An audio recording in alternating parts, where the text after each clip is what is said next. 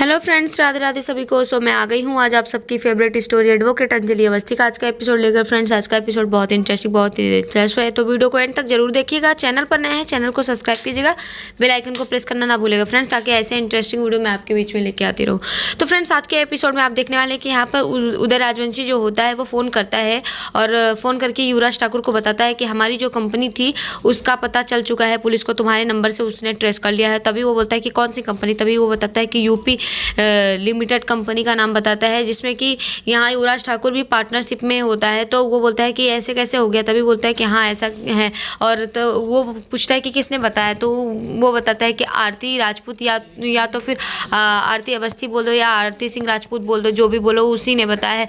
तो ये सुन करके वो बोलता है कि मार दो उसे रास्ते से हटा दो। जैसे ही ये बोलता है, यहाँ पर देखते हैं कि इस बात को सुन करके जो चंद्रभान ठाकुर होता है वो आता है और युवराज को बोलता है कि ये तुम क्या कह रहे हो युवराज, उसको किसको मारने की बारे में बात कर रहे हो। तभी बोलता है कि मैं आरती अवस्थी के बारे में मारने की बात कर रहा हूँ। तभी बोलता है ये क्या बोल रहे हो, तभी बोलता है हाँ। और यहाँ पर देखते हैं कि जो उदय राजवंशी होता है वो बताता है कि कली ने कैसे भी करके उस मामला को अभी तो रोक लिया था, उसने बताने से मना कर दिया, जिसकी वजह से आरती को पता नहीं था, क्योंकि वो बताने वाला ही था। इस बारे में सुन करके देखते हैं कि जो उदय राजवंशी होता है जैसे ही बोलता है तो यहाँ पर चंद्रभान ठाकुर फ़ोन ले लेता है युवराज से और पूछता है कि क्या बोल रहे हैं आप। तभी वो उदय राजवंशी बोलता है हाँ मैं सही बोल रहा हूँ चंद्रभान जी, जो हुआ था बस ऐसा ही था, क्योंकि इसके बाद कली ने कैसे भी करके मामला को संभाल लिया। तो यहाँ पर देखते हैं कि जो यहाँ उदय राजवंशी होता है जैसे ही ये बात बोलता है तो देखते हैं कि चंद्रभान ठाकुर बोलता है कि मुझे पूरी बात तो समझ में नहीं आई है और मैं अभी पूरी बात समझना भी नहीं चाहता, लेकिन मैं बस यही बोलूँगा कि कली जो भी बोलेगी उसकी बात को मानो। और यहाँ पर जो उदय राजवंशी होता है बोलता है हाँ कली ने तो मामला संभाल लिया है, लेकिन उसकी कुछ शर्तें हैं। तो बोलता है क्या शर्तें, तो वो बताता है कि लड़कियों वाली शर्तें हैं और वो आज उसके और वेद की सुहागरात है। तो बोलता है कि जो भी डिमांड है उसकी पूरा करो, क्योंकि कली को जो भी चाहिए वो करो और मैं कुछ नहीं जानता। तो यहाँ पर वो बोलता है कि हाँ ठीक है, बाकी कली पूरा संभालेगी, मुझे पता है। और यहाँ पर देखते हैं कि जो चंद्रभान ठाकुर होता है वो उसको बोलता है कि किसी भी तरीके से आप मनाओ उसे, क्योंकि वेद अगर उसे प्यार नहीं करता तो क्या प्यार का नाटक तो कर सकता है कली के सामने। और ये सब बोल करके वो फ़ोन रख देता है और बोलता है कि जैसे भी हो आप मामला को देखो। यहाँ पर देखते हैं कि ये सब देख करके बहुत ही परेशान होता है वेद, क्योंकि वेद नहीं चाहता है। तो यहाँ उसके चाचा आते हैं और वो उसे बोलते हैं कि तुम्हें इस खानदान के बारे में सोचना है और तो समझना है, तो तुम सिचुएशन को समझो और सही से करो। यहाँ पर देखते हैं कि सोनम भी आ जाती है और बोलते हैं कि मैंने कली को तैयार कर दिया है। तभी देखते हैं कि वेद जो होता है वो बहुत ही गुस्से में होता है। तो और यहाँ पर देखते हैं कि वेद इस सारी बात को बताना चाहता है और वो यहाँ फ़ोन करता है आरती के पास। आरती जो होती है फ़ोन को उठा लेती है और तभी आरती को बताने के लिए वेद कोशिश ही कर रहा होता है। तो बोलते हैं वेद जी बोलिए आप क्या बताने वाले हैं। यहाँ पर तभी देखते हैं कि कली आ जाती है और कली जैसे ही आती है वहाँ पर वेद उसे बताने वाला ही होता है कि आरती तुमने जो सवाल किया था मैं उसे बताना चाहता हूँ। तो वो बोलते हैं हाँ हाँ बताइए ना वेद जी, क्या है बताइए बोलिए। और यहाँ पर वो बात ही कर रही होती थी तो कली आ जाती है और कली फ़ोन छीन लेती है। और कली फ़ोन छीन करके यहाँ पर देखते हैं कि आरती को भला बुरा बोलती है और बोलती है कि मैंने आपको बोला था ना कि मेरे पति से बात मत करिए, लेकिन फिर भी आपने कॉल किया, फिर भी आप कर रही हैं।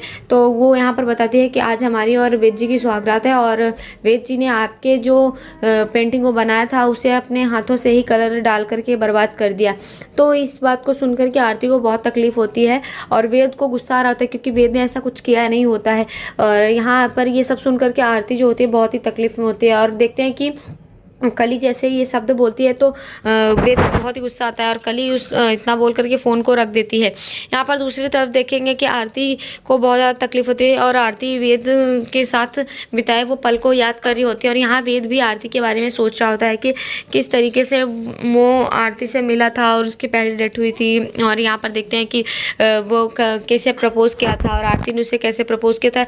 ये सब चीज़ें यहाँ पर देख करके आरती को भी तकलीफ हो रही होती है और यहाँ वेद भी तकलीफ में होता है और वो दोनों एक दूसरे के बारे में सोच रहे होते हैं। ये सब देख करके यहाँ कली को बुरा लग रहा होता है, लेकिन यहाँ पर वेद उसी ख्यालों में खोया होता है कि आरती के साथ वो किस तरीके से मिला था, उसके मूवमेंट और कैसे उसने प्रॉमिस किया था साथ रहने का। ये सब चीज़ें देख करके यहाँ आरती रोई जाती है, तकलीफ होती है और उसे कली की बात बार बार याद आती है कि कली ने किस तरीके से उसे बोला था। यहाँ पर देखते हैं कि आरती वेद के बारे में सोचती है और वेद जो होता है वो आरती के बारे में सोच रहा होता है, क्योंकि आज उसके लिए बहुत ही तकलीफ का दिन होता है कि वो अपने प्यार के लिए कुछ नहीं कर पा रहा है। यहाँ पर वेद इस तरीके से सोच रहा होता है। तभी देखते हैं कि सारे घर वाले वहाँ पर आ जाते हैं और यहाँ पर सोनम आ जाती है और प्रताप राजवंशी सब आ जाते हैं और यहाँ पर उसे जाने के लिए बोलते हैं। हाँ, देखते हैं कि वो हौसला देते हैं और लेकिन वेद जो होता है वो आरती के बारे में ही सोच रहा होता है और आरती को भी तकलीफ हो रही होती है। तभी देखते हैं कि उदय राजवंशी, प्रताप राजवंशी और सोनल राजवंशी जो होते हैं वो वहाँ पर जाते हैं और यहाँ वो उदय राजवंशी जो होता है वेद के कंधे पर हाथ रखता है। यहाँ पर वेद जो होता है उसे झटका देता है और कली जो होती है उसे सब तैयार कर देते हैं और वो कमरे में जाने के लिए तैयार हो जाती है। यहाँ पर कली की बात सोच करके आरती को बहुत ही तकलीफ हो रही होती है। दूसरी तरफ देखते हैं कि यहाँ पर जो भजन होता है वो आ जाता है और भजन आकर के राघव सिंह राजपूत को बताता है कि अमन के बारे में जो केस चल रहा था आज फिर से उसकी इन्वेस्टिगेशन शुरू हो चुकी है। और तभी देखते हैं कि जैसे ही अमन के केस के बारे में सुनता है वो बहुत ही खुश हो जाता है राघव सिंह राजपूत और उसे लगता है कि हाँ, तो बोलता है अच्छा है ना, जिस गुनहगार ने मेरे बेटे को ऐसा किया और मेरे बेटे की मौत हुई उसे सज़ा मिलनी चाहिए। और यहाँ पर देखते हैं कि सब बहुत खुश होते हैं और वैभव चाचू भी जो होते हैं वो भी कहते हैं कि हाँ ये अच्छा है ना, अमन के गुनहगार को सज़ा मिलनी चाहिए। लेकिन यहाँ पर देखते हैं कि जो भजन होता है वो बोलता है कि हाँ बात तो सही है लेकिन आपका भी नाम उसमें जोड़ा गया है मौत के साथ। तो बोलता है ये किसने किया? तभी वो बताता है कि अंजलि अवस्थी और आरती अवस्थी और गणेश अवस्थी ने। तो बोलते हैं वो ऐसा कैसे कर सकता है, मैं खुद जा कर के बात करूँगा। और यहाँ पर देखते हैं कि तभी वैभव जो होता है वो भी इस तरीके से बोलता है और यहाँ पर देखते हैं कि अभय आ जाता है और अभय आकर के वहाँ पर बताता है कि हाँ पापा कुछ दिनों में हमारे यहाँ पर बहुत बड़ा इवेंट होने वाला है और यहाँ पर सब कुछ होगा और तमाशा अच्छा नहीं लगेगा, वो ऐसे कैसे कर सकते हैं। तो यहाँ पर देखते हैं कि जो राघव सिंह राजपूत होता है वो बोलता है कि मैं खुद ही जाकर के बात करूँगा और इस मामले को देखूँगा। और यहाँ दूसरी तरफ देखेंगे कि कली जो होती है तैयार होकर के बैठी होती है बेड पर और यहाँ पर वेद जो होता है वो भी तैयार होकर आता है, लेकिन वेद का बिल्कुल भी मन नहीं हो रहा होता है कमरे में जाने का। और यहाँ पर कली जो होती है वो बैठी होती है और काफ़ी देर तक देखती है, वो देख रही होती है कि वेद उसके पास नहीं आ रहा है। तो वो वेद के बारे में सोचती है। तभी देखते हैं कि सोचते सोचते वो खुद ही उठ करके वेद के पास आ जाती है और वेद के पास आ करके बोलती है कि वेद जी क्या आप मेरा झुमका निकाल सकते हैं? और जैसे ही वो बोलती है तो उसे तो कली नज़र आ रही होती है, लेकिन वो कुछ समय बाद ये सब देख करके उसको यहाँ पर आरती नज़र आने लगती है उसके चेहरे में। तो आरती को समझ करके वो खुश हो जाता है और यहाँ पर देखते हैं वो कली के झुमके निकालता है और कली तब तक बोलते हैं कि आप मेरा हार भी निकाल देंगे। और उसे फिर भी वो यहाँ पर इमेजिन कर रहा होता है कि उसके साथ आरती है, तो वो उसके नेकलेस भी निकालता है और उसके टीके को भी निकालता है। और देखते हैं कि तभी वो ऐसा फील करता है कि आरती जो है वो उसे गले लगा रही है और यहाँ पर देखते हैं कि वो आरती को महसूस करके गले लगा लेता है, जो कि वो कली होती है और कली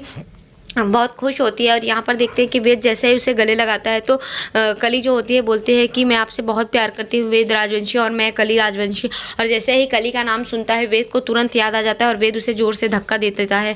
और यहाँ पर देखते हैं कि जैसे उसे धक्का देता है तो कली को बहुत ही तकलीफ होती है, क्योंकि वो ये सब के बारे में सोच रही होती है कि ये सब उसके साथ वेद को अपने मन से कर रहा है, पर वेद को यहाँ पर आरती की याद आ रही होती है और वो आरती को सोच करके ये सब कर रहा होता है। तो यहाँ पर यही दिखाया जाता है। तो आज के एपिसोड में इतना ही फ्रेंड्स, मिलते हैं आपसे नेक्स्ट एपिसोड में, जहाँ पर आप देखेंगे कि यहाँ सारा कुछ जो है अंजलि को याद आने लगता है, क्योंकि अंजलि जैसे ही रोड पर जाती है तो उसे सारा कुछ याद आ रहा होता है कि किस तरीके से उसका एक्सीडेंट हुआ था और वो मूवमेंट करने लगते हैं। यहाँ पर पद्मा भी होती है और उसके नानू भी होते हैं गणेश अवस्थी, और आरती देखती है और सेम उसी नंबर से कॉल आता है जिससे 21 साल पहले आया था। और ये आवाज़ सुन करके यहाँ पर उसके नानू बोलते हैं कि ये वही आवाज़ है और वो पता लगाते हैं तो वो अमन का नंबर निकलता है। और तभी आरती को शक होता है कि कोई है जो राजपूत परिवार से है या फिर कोई राजपूत परिवार का इस्तेमाल कर रहा है। तो नेक्स्ट एपिसोड में ऐसा दिखाया जाएगा फ्रेंड्स। तो वीडियो पसंद आए तो प्लीज़ वीडियो को लाइक कीजिएगा, चैनल पर नए हैं चैनल को सब्सक्राइब कीजिएगा, बेल आइकन को प्रेस करना ना भूलिएगा फ्रेंड्स।